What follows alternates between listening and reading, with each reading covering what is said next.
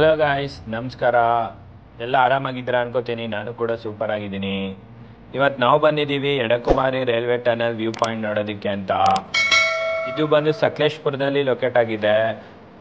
ಸಕಲೇಶ್ಪುರದಿಂದ 35 kilometre ಆಗುತ್ತೆ.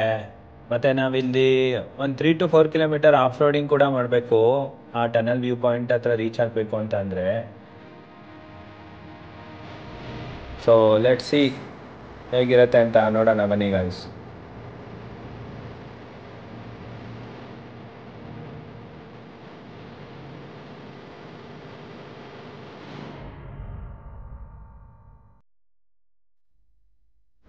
ಬಿಸಿಲು ಮಾತ್ರ ರಗಡಾಗಿದೆ.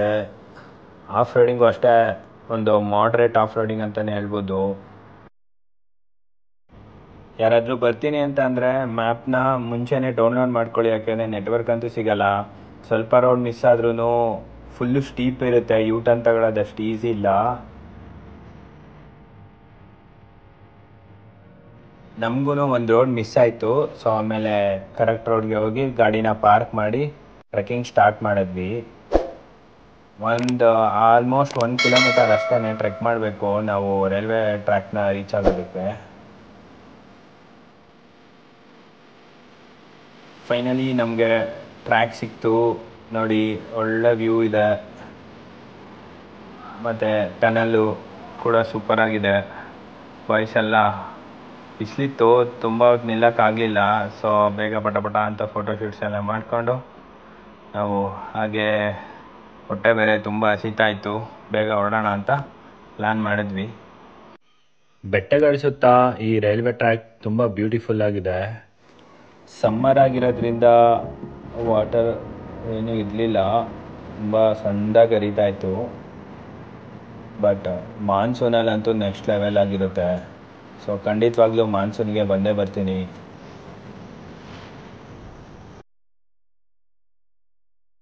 ಟನಲ್ ನಂಬರ್ 13 ಒಳಗೆ ಹೋಗ್ತಾ ಇದ್ದೀವಿ. ಜಸ್ಟ್ 500 ಮೀಟರ್ ಇತ್ತು. ಸೊ ಟನಲ್ ಎಕ್ಸಿಟ್ ಆಗೋಣ, ಆ ಕಡೆ ಒಂದು ವ್ಯೂ ಪಾಯಿಂಟ್ ಏನಾದರೂ ಇದು ನೋಡ್ಕೊಬರೋಣ ಅಂತ ಎಲ್ಲ ಟನಲ್ ಒಳಗೆ ವಾಕ್ ಮಾಡ್ಕೊಂಡು ಹೋಗ್ತಾ ಇದ್ವಿ. ಸಿಕ್ಕಾಪಟ್ಟೆ ಟೆರಿಬಲ್ ಆಗಿತ್ತು, ಒಳ್ಳೆ ಬೆಸ್ಟ್ ಎಕ್ಸ್ಪೀರಿಯನ್ಸ್.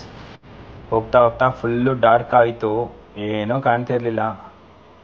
ಸೊ 500 ಮೀಟರ್ ಆದಮೇಲೆ ನಮಗೆ ಟನಲ್ ಎಕ್ಸಿಟ್ ಸಿಕ್ತು.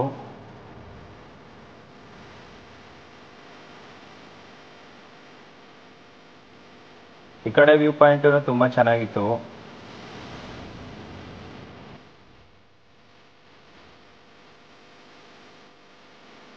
ಈಗ ನೀವೇನು ನೋಡ್ತಿದ್ದೀರಾ, ಇದೆಲ್ಲ ಲ್ಯಾಂಡ್ ಸ್ಲೈಡಿಂಗ್ ಆಗಿರೋದು. ಈಗ ಆಲ್ರೆಡಿ ರಿಪೇರ್ ಕೂಡ ಮಾಡ್ತಿದ್ದಾರೆ. So this is western Ghats. Full beautiful ಆಗಿತ್ತು. ಮತ್ತೆ ಹೊರಡೋಣ ಅಂತ ರಿಟರ್ನ್ ಬಂದ್ವಿ. ಎಕ್ಸಾಕ್ಟಾಗಿ ನಮಗೆ ಟ್ರೈನ್ ಕೂಡ ಸಿಕ್ತು ನೋಡೋಕ್ಕೆ. ಬಂದಿದ್ದಕ್ಕೂ ಏನು ಲಾಸ್ ಆಗಿಲ್ಲ. ಟ್ರೈನ್ ನೋಡಬೇಕು ಅಂತಲೂ ಆಸೆ ಇಟ್ಕೊಂಡಿದ್ವಿ, ಸೊ ಅದು ಕೂಡ ಆಯಿತು. ಆ್ಯಕ್ಚುಲಿ ಈ ಕಡೆ ಟ್ರೈನ್ ಹೋಗ್ತಿದೆಯಲ್ಲ, ಈ ಕಡೆ ಟನಲ್ ನಂಬರ್ 12 ಸಿಗುತ್ತೆ. ಆ ಟನಲ್ನ ಕ್ರಾಸ್ ಮಾಡಿದ್ರೆ ನಮಗೆ ಇನ್ನೊಂದು ದೊಡ್ಡ ಬ್ರಿಡ್ಜ್ ಸಿಗುತ್ತೆ. ಅದು ತುಂಬಾ ಬ್ಯೂಟಿಫುಲ್ ಆಗಿದೆ.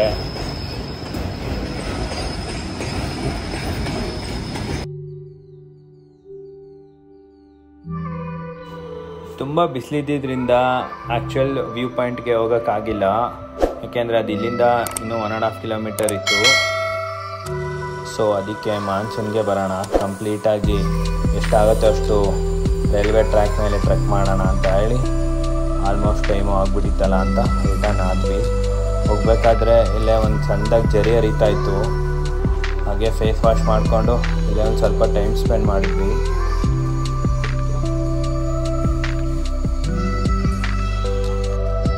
ಮೈಸೂರಿಂದ ಬರೋರಿಗೆ ಇದೊಂದು ಒನ್ ಡೇ ಶಾರ್ಟ್ ಟ್ರಿಪ್ ಆಗಿರುತ್ತೆ, ಮತ್ತು ಒಳ್ಳೆ ಆಫ್ ರೋಡಿಂಗ್ ಎಕ್ಸ್ಪೀರಿಯೆನ್ಸ್ ಕೂಡ ಮಾಡ್ಬೋದು. ಬಟ್ ಮಾನ್ಸೂನಲ್ಲಿ ಬಂದರೆ ನಿಮಗೆ ಒಂದು ನೆಕ್ಸ್ಟ್ ಲೆವೆಲ್ ಎಕ್ಸ್ಪೀರಿಯೆನ್ಸ್ ಇರುತ್ತೆ. ಈಗಲೂ ಏನು ನಮಗೆ ಬ್ಯಾಡ್ ಎಕ್ಸ್ಪೀರಿಯೆನ್ಸ್ ಏನಾಗಿಲ್ಲ, ತುಂಬಾ ಚೆನ್ನಾಗಿತ್ತು. ಬಟ್ ಸ್ವಲ್ಪ ಸಮ್ಮರ್ ಇರೋದ್ರಿಂದ ನಮಗೆ ತುಂಬ ಹೆವಿ ಬಿಸಿಲು ಫೀಲ್ ಆಯಿತು. ಅದು ಬಿಟ್ಟರೆ ನಾವು ತುಂಬ ಎಂಜಾಯ್ ಮಾಡಿದ್ವಿ. ಸೊ ಇದಿಷ್ಟು ಇವತ್ತಿನ ವ್ಲಾಗ್ ಆಗಿರುತ್ತೆ.